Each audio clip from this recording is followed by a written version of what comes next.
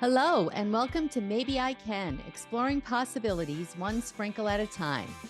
If you've ever found yourself asking, is this all there is to life? Then you're in the right place. I'm Debbie, author, speaker, entrepreneur, and coach. And every Tuesday, I'm here to share a sprinkle of hope and inspiration.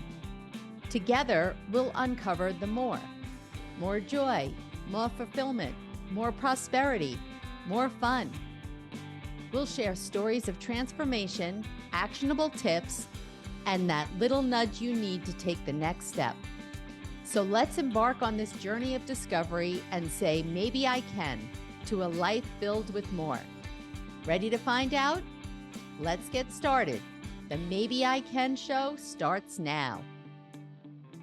Hello, everyone. Welcome on this sunny, very sunny, beautiful early fall day. At least that's what it's like here in New Jersey. One of those days that you, I don't know, wait for, live for. You know how there's like these top 10 beautiful days of the year, like those perfect days? Well, that's today. Although I don't know how I know that because I've been inside working all day and I'm taping and it's 4 o'clock Eastern time. So maybe I'll make it outside. Anyhow, I digress.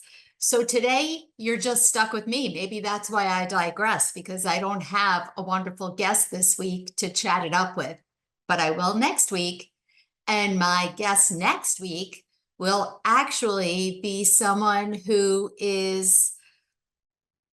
embodies what we're going to be discussing today. And the topic for today's show is a sprinkle of resilience. So let me ask you, have you ever lost a job, had health problems, relationship issues, lost a loved one? Heck, have you had any challenge in your life? I'm guessing if you're a human, the answer to that is yes. And if you're listening to this today, I'm kind of betting that you not only survived that challenge, but possibly you've also maybe grown and learned from that. Because, I think to me, part of resilience, and I think we don't even realize when we're in the thick of the challenge, I don't even think we realize until we look back and see the impact of that challenge and how it has forced us to grow in some way. And I think so many of us, when we look back on most of our challenges, most of them, and actually, as I was preparing for this show today, and I'll share this with you a little bit later, sorry, Yogi, I knew I was going to step on him. As I was preparing for this show today, I was thinking about some of the stories that I was going to share. And one of the stories I might share a little later is something, and I thought to myself, that's one where I wouldn't want to go back and relive, because I think for most of us, and for most of the things in my life, I look back on them now. I don't want to go back and live through that again. Yet I wouldn't go back and change anything, because now looking back, I can see what that taught me and how I grew from that. Heck, if I hadn't been through all of my life's challenges to date, I wouldn't be talking to you now. And nothing would have ever made me think that I would be the person talking to you about being resilient. Because as a young girl, I think I've mentioned this, not only was I a fraidy cat, I was scared of everything. And from an early age, I was bullied about my weight. And, I was not that person who was ready to stand up to the bully. I was not that person who was ready to take challenges head on. I mean, some kids are those kids, and that was not me.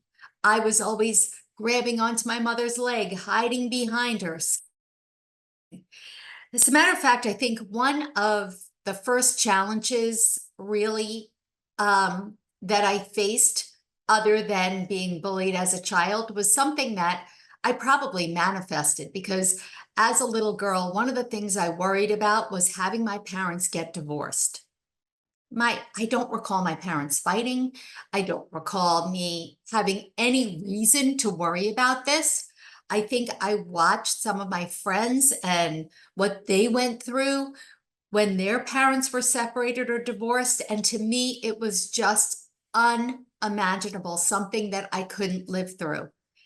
And then when I was 12 years old, it happened. My parents sat my brother and I down one day and told us my father was moving out. And I was shocked. I did not see this coming.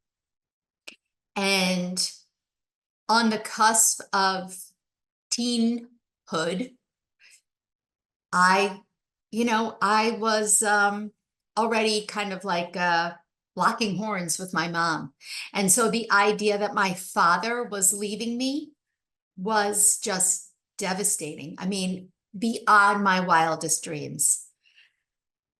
And long story short, they separated, got back together, separated, got back together, separated, and did get back together and stayed together for a few more years. They did divorce when I was in my early 20s. But at that time, with all the separating and coming back together, I mean, I all of a sudden turned into a 12-year-old with a mission.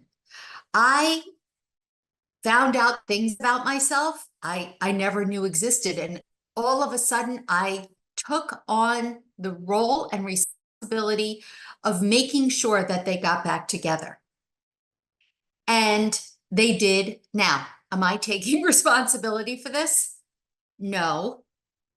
But this was something I thought I couldn't survive. I couldn't survive it. I don't know. I couldn't imagine how my friends had survived it. I did. And that was the start of learning that, hey, I can face a challenge and I'm going to be okay. And maybe I won't realize it at the time, but that challenge is actually going to teach me something that I needed to learn. Those challenges, one after another, gave me confidence, which in turn built my resilience, which over time made me feel like, okay, I can come back from something. I can not only come back from something, but I can take something from this experience and move forward. As I went on in life and faced more and more challenges, and as you're listening, I became a caregiver to my dad when I was 17. He had just turned 46, and that was stepping into a big role, and continued my caregiving and dealt with other hardships as we all do, right? And I couldn't stand when people would say to me, I don't know how you do it. You are so strong. And at first, when I was younger, I would kind of like pat myself on the back and, put my head up and be like, yeah, I am really strong. I must be stronger than all these other people, which of course is not true. I don't have some very strong, resilience muscles stronger than everybody else. But I think what I did have, especially at such an early age, was practice. Because resilience is not necessarily a fixed trait that we're born with. It is something that we build and can learn over time.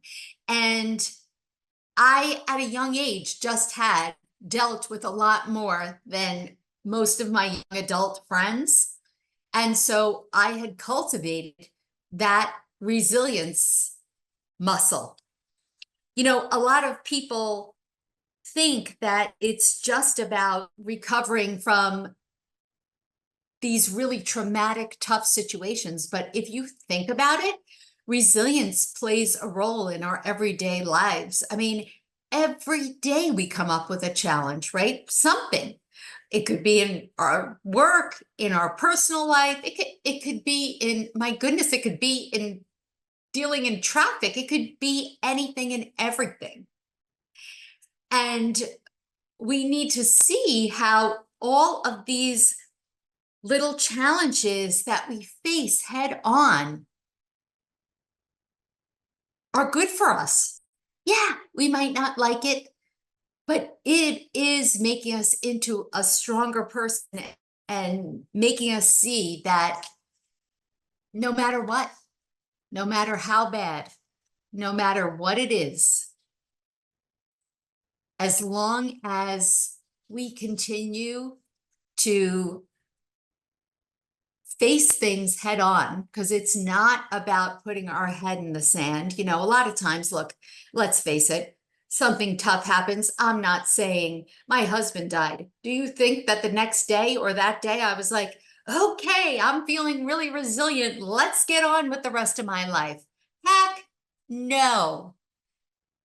Did I just want to turn off all the lights, get into bed, and not come out? Absolutely. Is it okay to do that? I'm not a therapist. My personal feeling is, sure, it's okay to do that. It's how long are you going to do that? That is where the problem comes in. And I think with all our challenges, you know, that when I was a kid, that was my first thing. Challenge, okay, turn around and run the other way. I remember in high school when there were payphones, and because there weren't payphones in like junior high and elementary school, but in high school, if I knew, oh gosh, seventh period, I'm going to be in an uncomfortable social situation because, you know, Kim, and I'm making Kim up, Kim is in my class and she's mad at me and I don't want to face her. I get on the payphone at lunchtime. Mom, you got to come pick me up. And I either tell her the truth or make up some story, which she was on to me. She didn't believe. And she'd say, sorry, Debbie, no, you have to go face it. And I hated my mother for it in those moments. But of course, now I'm grateful because she taught me that I can't avoid, and we can't avoid our challenges. We have to face them head on. And keep in mind that, you know, it's kind of like resilience is associated also with that psychological mindset thinking, right? Where, and I've talked about before, the two different types of mindsets, the growth mindset and the fixed mindset. And the fixed mindset being, this is who I am. I can't change anything. I'm a victim. This is my life. And that's that. With the growth mindset, knowing that you're evolving, that you are looking for opportunities, growth opportunities, and knowing that these challenges are something that you do have to face because through them, you will grow. You know, even it has been linked, resilience and our health. There's a link to both our mental and physical health because resilience reduces your stress, right? The more experience we have at facing the challenge head on, and even if we don't succeed or we don't think that we're succeeding in that moment, it doesn't make a difference because just by facing the challenge, win or lose, we've succeeded and we have grown. So the more we have that, the easier it is. The next challenge that we face is to be able to take a breath, know that we are going to be able to handle whether we like it or not, because most times we're not going to like it, but we'll be able to handle it. And then, of course, that in turn, it also improves our immune function, believe it or not. So what's the story that I was going to tell you? The story that Mm. But I'm looking back, this is one I would not want to relive, and I don't think this was necessary, but you know, life throws these curveballs at you. So, my husband in June of 2022 was diagnosed with MDS, which is a form of blood cancer. For him, there was no cure. However, prior to that, he had had a lot of other health issues, but also had mental health issues and had suffered from anxiety and depression. Didn't really realize the extent of that mental illness. And in May of 2022, this was a difficult thing. I actually, you can't, it's hard to explain. It's another whole episode. You can't involuntarily commit someone, but basically I did get him to agree to go into a mental health unit at our local hospital. And he was there for a week, and he came out a completely different man. I mean, oh my goodness, just hopeful, optimistic, had a great attitude about therapy, which, you know, therapy was just something that he kind of wasn't for him. He was never successful at and didn't see the value, at least not for himself. And all of a sudden, he was the star student in his groups that he attended once he came home. And I got to tell you, for the first time in years, because again, his anxiety and depression were really weighing the whole family down without really realizing what was happening in the moment.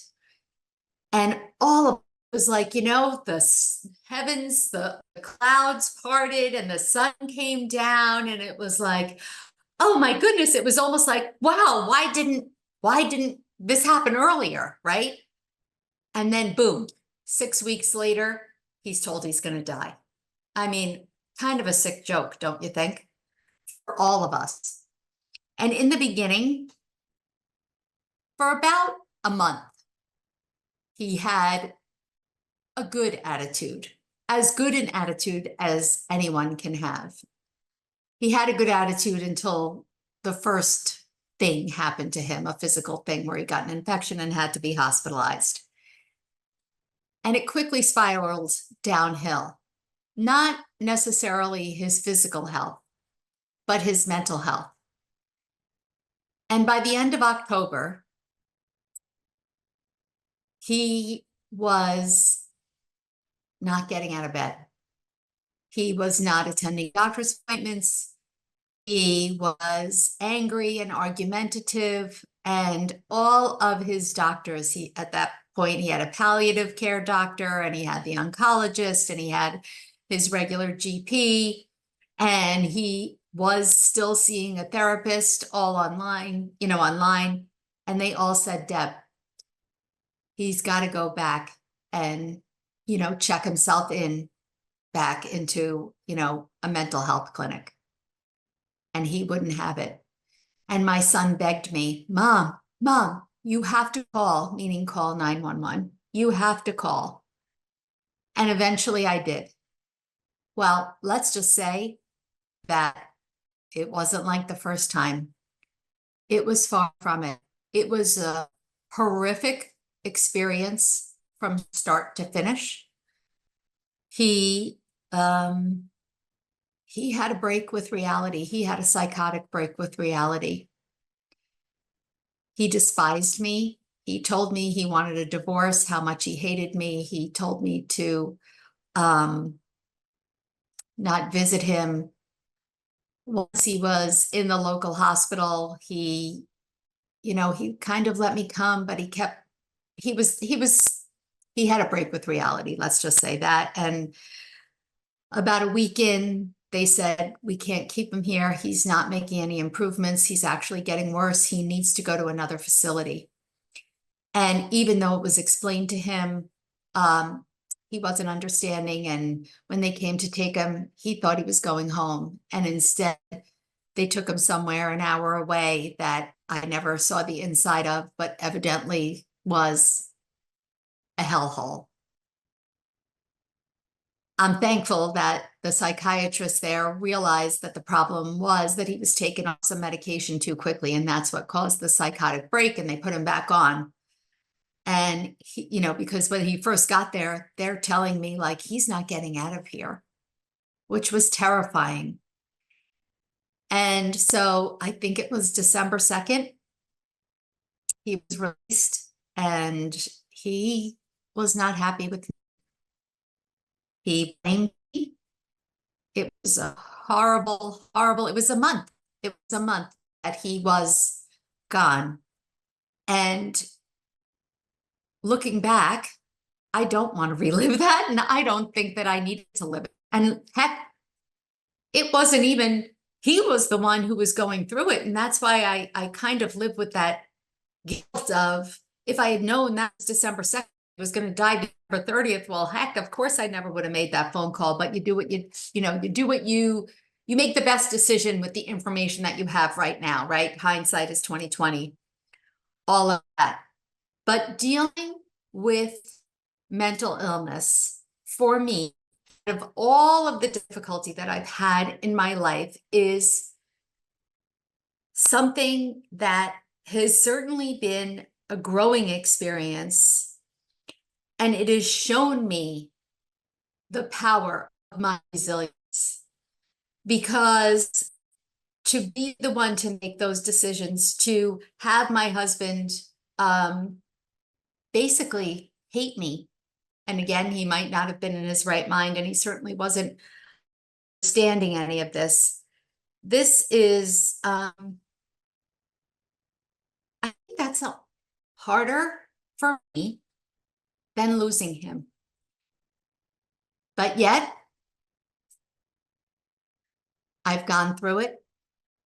It really has taught me how I can live through things that in my wildest dreams, I never could have imagined.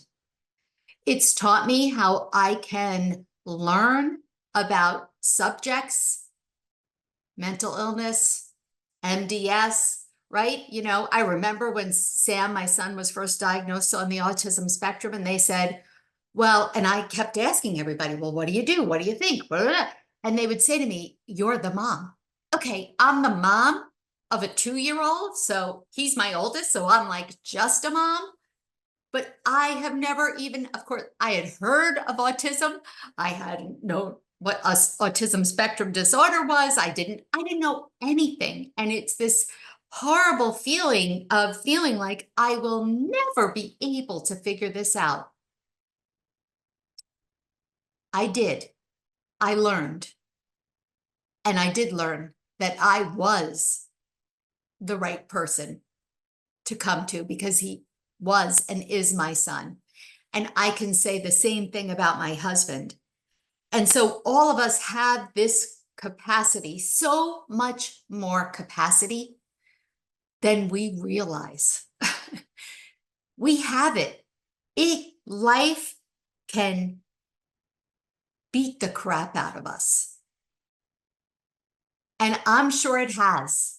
I'm sure it has knocked you down, just like it's knocked me down. But it has not knocked us out. And you and I have learned through resilience to get through these things. In the beginning, when I first lost Gary, when he did die, you think and again, doesn't have to be the loss of a loved one. You think you'll never learn to live through the pain. You'll never survive the next day, the next minute, right? The next minute, literally. But we do. And then we begin to tackle one at a time. And we realize, okay, it's in these small steps. We can do it. Once again, I've rambled and I don't have enough time, but there are ways to build resilience. And so let me just ramble some of them off to you so that give you something to think about. Taking care of yourself. Self-care is, gosh, it is the key to everything. It really, really is. And for my majority of my life, I was under the ridiculous impression that it was selfish, but it's not, because when we do care for ourselves, that gives us the capacity to help others to deal with our challenges better, right? When you are not taking care of yourself, you don't have that frame of mind, your stress level is through the roof, and that makes it difficult to be resilient. It makes it difficult to face the challenges. It makes it difficult to not want to stay in bed all the time. So the number one rule is to take care of yourself. And I need to do a whole episode on self-care. Note to self, I'm going to do that sometime in September, because I believe I read somewhere that September might be Self-Care Awareness Month. Don't quote me on that. I'm going to check it. So get back to me. I'll get back to you on that. TBD, we'll be talking more about self-care and the different forms that it comes in.